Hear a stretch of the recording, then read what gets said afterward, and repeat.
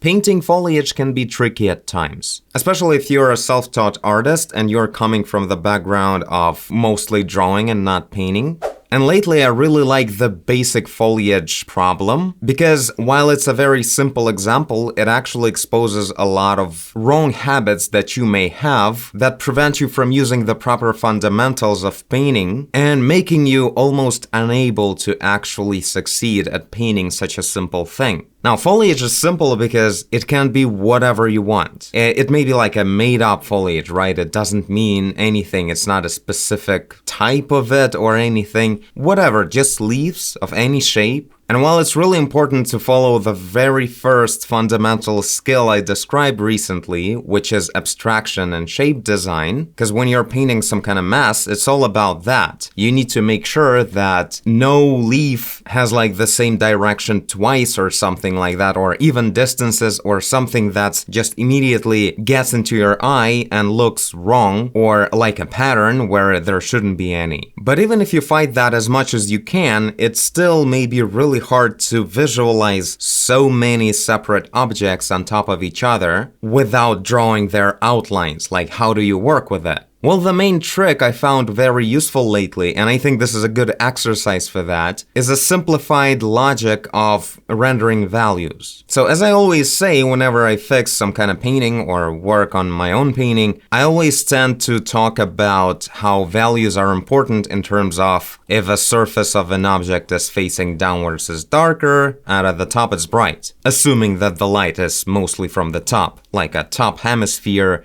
overcast lighting. This is one of the main basic things. You can't visualize any 3D object without respecting the angle of the surface and how it reacts to the angle of the light. And with foliage, I found this technique to have like a certain shortcut where you just immediately get such a simplified approach with it that it's almost easier than drawing outlines of foliage. I guess a lot easier because it's much faster. So yeah, pretty much all you do is just you grab the dark color of your grass, right? And you draw several vertical stems. Any step in this approach is really easy to do, so the main focus of yours should be on the shape design and on the rhythm and stuff like that. Make sure things are not repetitive, they're interesting, there's a certain focal point. Make things look interesting, make them play around. Don't make even grass with no events the way usually everyone paints, especially when they're overwhelmed with having to think through the rendering of lighting and everything. In this case, all we do is we grab a dark color, like a very dimly lit grass color,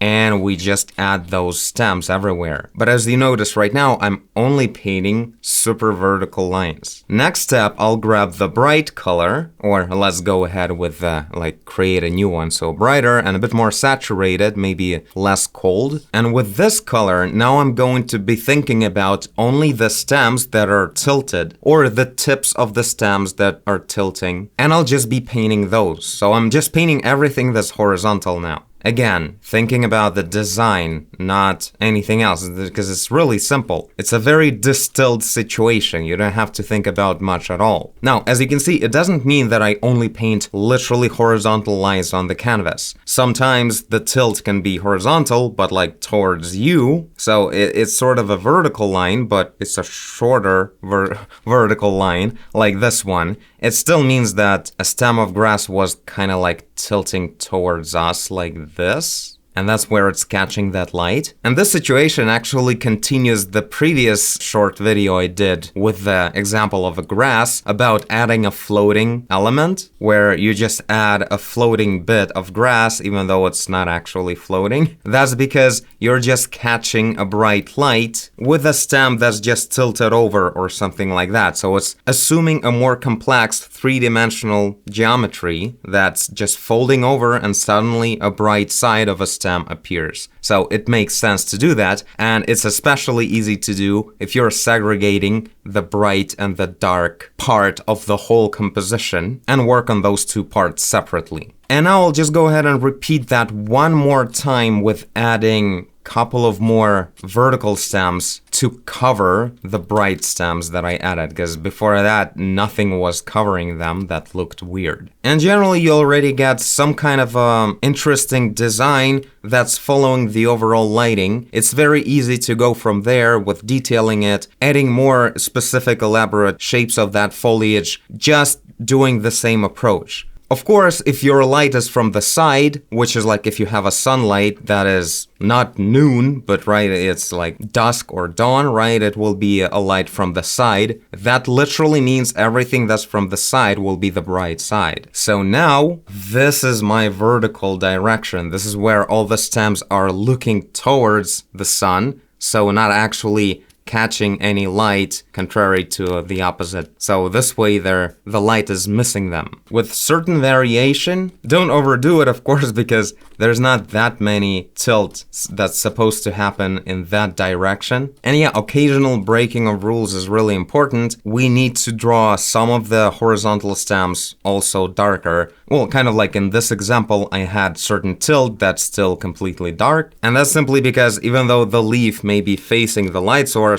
we may be looking at it from the other side, which is a dark side. Like, you don't really have to think through that stuff, like, perfectly, like, I'm turning this leaf around now, and like, wasting time thinking it through. No, it means just add some exclusions to the rule when you're painting. So, not literally every single stem needs to be bright when it's at that angle. Add a little bit of noise of breaking that rule. Also, another reason to this exclusion is because one stem can be casting a shadow onto another one, which happens a lot because there are so many of them, one next to another. So yeah, this is the basic rule I really like following, and I think it really elaborates you to be able to paint quickly and design stuff that you haven't seen before. It doesn't have to be realistic foliage. So the good practice on that was the Book of Outlandish Curiosity that I've been painting forever. And recently, with the last third of the book, I started introducing a lot of this kind of disc-shaped foliage going on here, and here is a bit of a different story.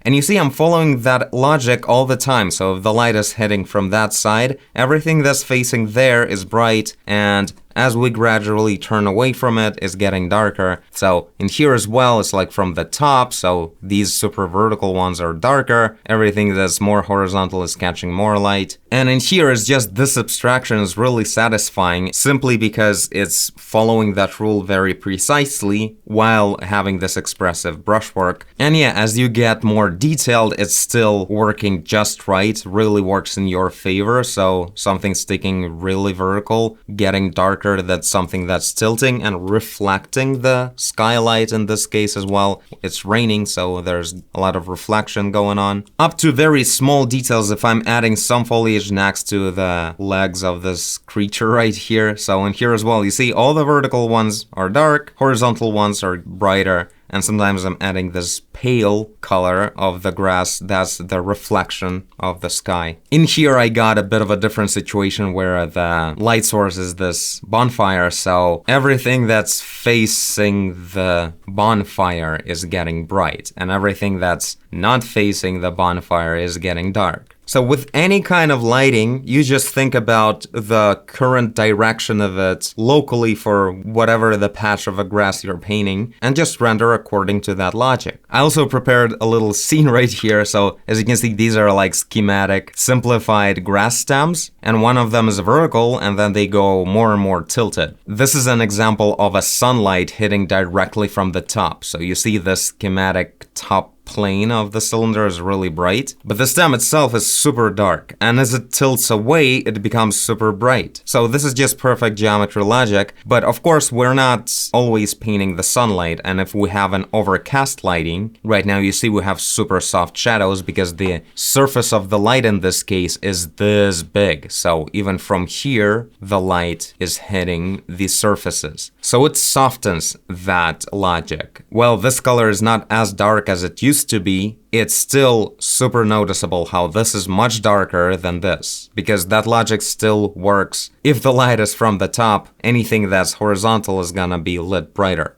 And of course, there are examples in reality, you can find them everywhere. The only thing is, a lot of the times, if the grass is just tall, a lot more variation of color is happening because the grass changing its color itself. So the tips of a grass are usually very light green, like salad color, and the lower parts are deeper, colder green. But you see at the very tips right here, when they're tilting away, they're reflecting the sky and they're getting really bright and cold, pale color as well. And generally, of course, with any kind of bigger grass, you see all these horizontal highlights, they're really bright, and vertical lines, they're usually really dark. Unless there's like a translucency effect of a really bright sunlight from the back, that's where we get super bright green. And here's an example of a lot of dark stems being vertical, but whenever a leaf is branching out of it, it's creating this arc, and at a certain point it's very horizontal, so it's getting really bright. And then it gradually, with a gradient, gets darker and darker as it tilts downwards. But all that logic is not for you to overwhelm yourself with, but instead to give you the confidence of just going ahead and just painting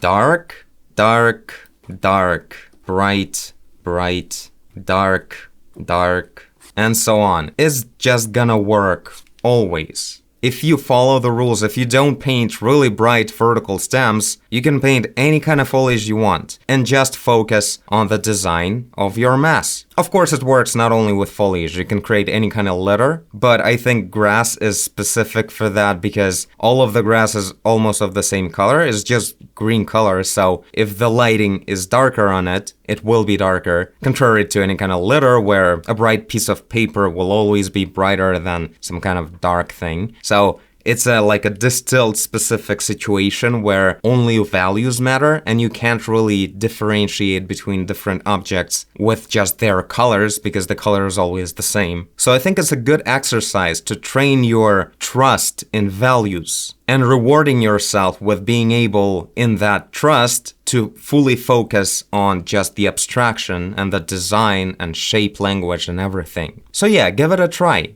The biggest challenge in here is actually the shape design, avoiding any kind of problems with things looking weird just because of your order of stems. Bye!